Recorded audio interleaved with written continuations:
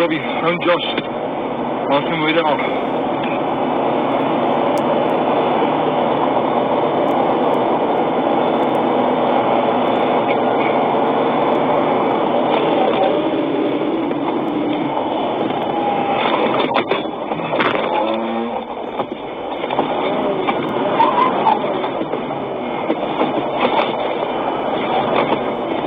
Fucking shooting.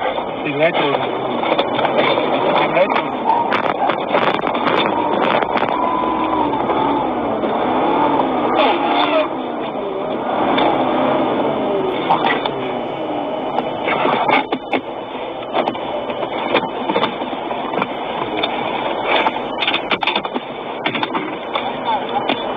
Was what went down that day on the video. Okay. So, it turned out to be a normal day. We started escorting the vehicle, ending up on the highways. As normally, one tried to keep a very good observation around the vehicle as far as you can, as best as you can. I thought I would be able to spot them before they knock us. But unfortunately, the first moment that I knew they were there was when the shots struck the vehicle. The one vehicle came past us before the shots were being fired, because they use usually 2 or 3 vehicles or more in certain cases. One vehicle is dedicated to the courier van, and then there's 1 or 2 vehicles dedicated to the escort vehicle, because they know that if they take out the escort vehicle and the security of the merchandise, the stealing of the robbery of the merchandise is easy target. So the bucket got past us, and the next thing I heard was the gunshots. I had a look in my mirror. I saw where they were. They were on my 4-5 o'clock area. I swerved into them. And one needs to understand, these guys didn't wake up that morning and decided to do a robbery. These guys are organized, they've got training. They are, like we all know, they are either current or ex-police, military or security personnel. They are trained, they have got contacts, they know what they are doing. Military precision is evident on a lot of these incidents. So I tried to bump them off the road.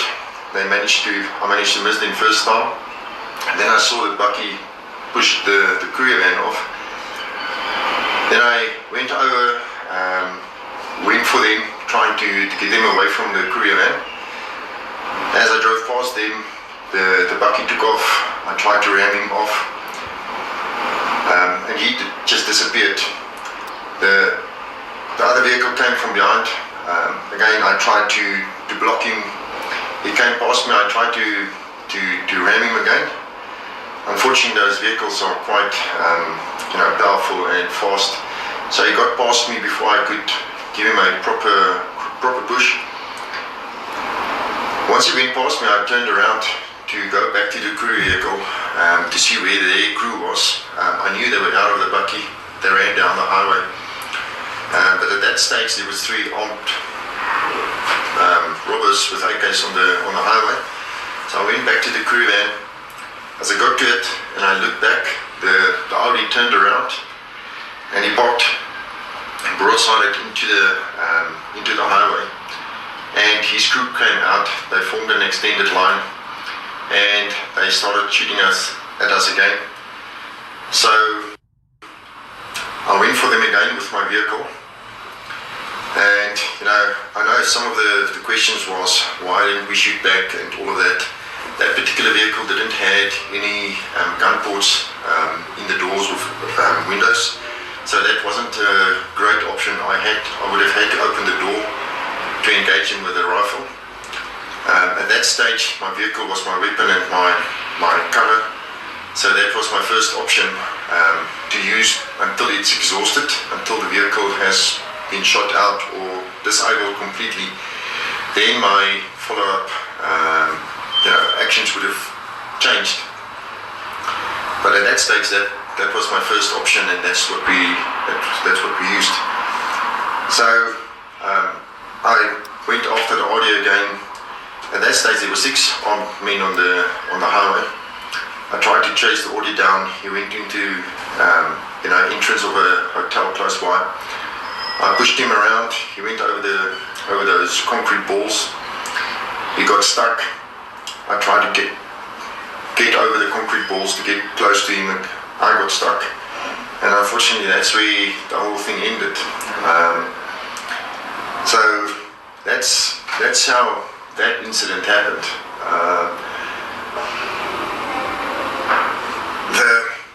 The severity of the gunshots, or the accuracy of the gunshots, is evident that it was not a first-time robber or a untrained person behind those AKs and the other weapons that they've used.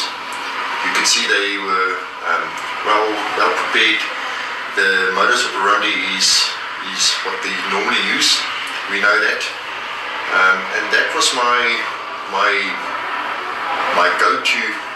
go-to plan. The only thing you can really do in a situation like that is try to pre-visualize what you're going to do.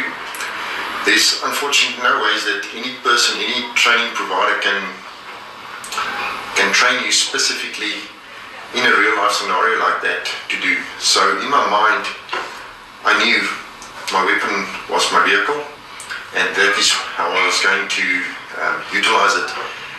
And I kept on pre-visualizing what I will do, and luckily that kicked in. It was an instinctive action. In a situation like that, one cannot formulate plans. Once the shots is incoming and once everything starts happening, then a lot of your actions is based on instinctive actions, and those instinctive actions are based from previous experience, training, and concepts, what we call muscle memory, that needs to be built. And all of that starts in your mind. You need to have a strong mind. You need to have a clear mind as to what your weapons are. You need to be instinctively familiar with your tools and systems that you has to your availability. Let's talk about some of the talking points out there. The first one being, okay, you covered why didn't you shoot back, because that's one of the issues that I see all over. Why didn't they shoot back? Okay, so that one we've covered. The next one, what could Lloyd have done any different? Hold the gun better. Yeah. Look, whenever you see, all these incidents, with CCTV footages and cameras all over the world, we see them more and more. Dash cams of police vehicles, shopping centers and things like that. And every second armchair critic and keyboard warrior has got his own version of what he would have done. We take it from where it comes. We just laugh and laugh at them. Some of the comments are really funny actually. But those people that has got lots of critics or criticism against Lloyd,